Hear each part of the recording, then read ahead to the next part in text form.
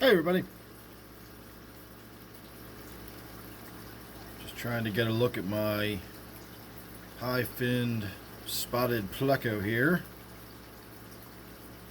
At least that's the name I purchased it under from PetSmart years ago.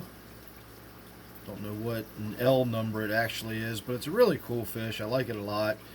It's not really shy per se, but it also doesn't come out in full open like this very often either. I usually see it hanging on the glass in the back or tussling with my spotted tilapia. They seem to have a love-hate relationship. But I just fed the tank, and whenever I throw the algae wafers in there, it usually brings the pleco out to some degree. And of course tonight when I looked over and saw it out, I have my camera handy, so I figured I would just get a few minutes of video there. My silver dollars in this tank are getting really big. The biggest one is actually now bigger than the angelfish in the tank. So it'll be interesting to see how big they get. I thought they got about 6 inches, but I have had people tell me that they can get up to 10. So I don't know. It's a 125 gallon tank, so even if they do eventually get 10 inches, I guess there'll be enough tank for them. Might be a little on the cramp side, but I think that might be okay. And then my angelfish over there, which actually looked like a fairly significant angelfish at one point in time. Actually, it looks kind of small in this tank now.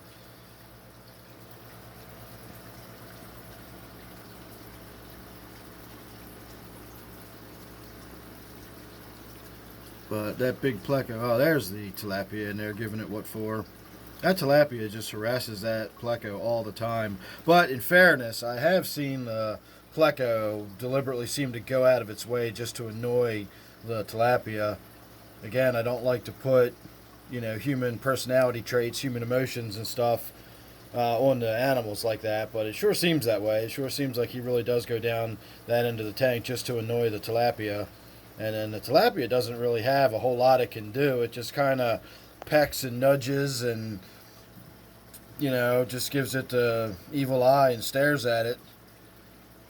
But the pleco is an armored catfish, so, I mean, again, there's just not much the tilapia can do other than kind of nudge it and bump it and stare at it real hard.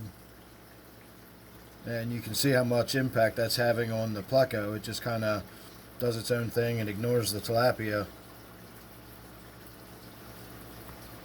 So I did just see a minute ago my other high-finned spotted pleco that I've got was out on the glass.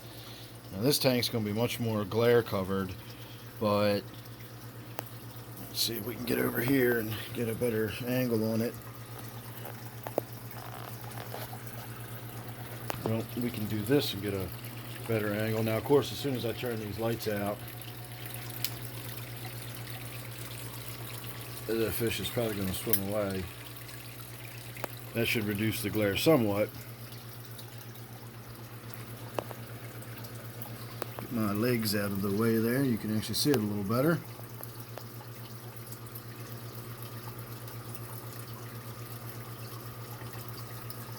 So in theory, that's the same fish. They look basically the same.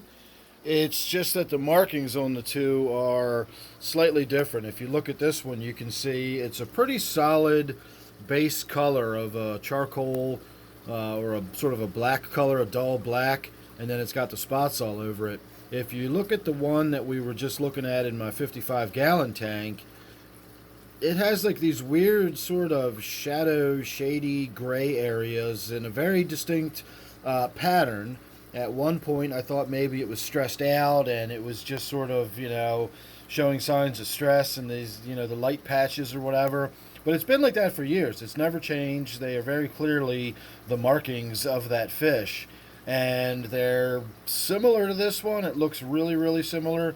But when you get into these plecos and the various L numbers on the fish, it's, sometimes they consider it a different species just because it comes from a different part of the same river. It comes from slightly further upstream or downstream or something. So who knows whether I've really got two of this exact same species or two very similar species, that just came out of a similar location. But I like both of them. This one seems to be a little more outgoing than the other one. And I honestly like this one better because it's got that nice even coloration over the whole thing. It doesn't have that weird sort of patterning. Although I guess you can kind of see it if you look. You can see these sort of lines right here on what I would think of as its shoulders above its eyes.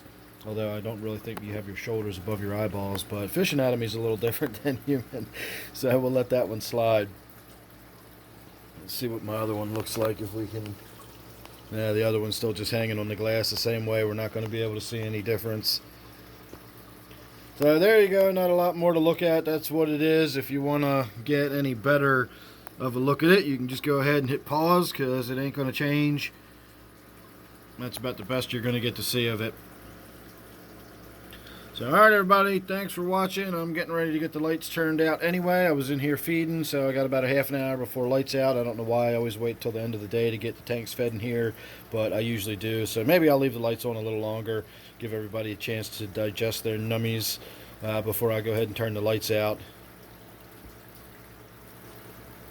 But I really do enjoy this pleco. Whenever it comes out, I do like to get as much video as I can of it, you know, within reason, of course. Alright everybody, I'm going to leave you with that and say thanks for watching. Make sure you're subscribed. And don't forget, of course, this one is my 125 gallon New World tank. So thanks again. I'll see you real soon in the next one.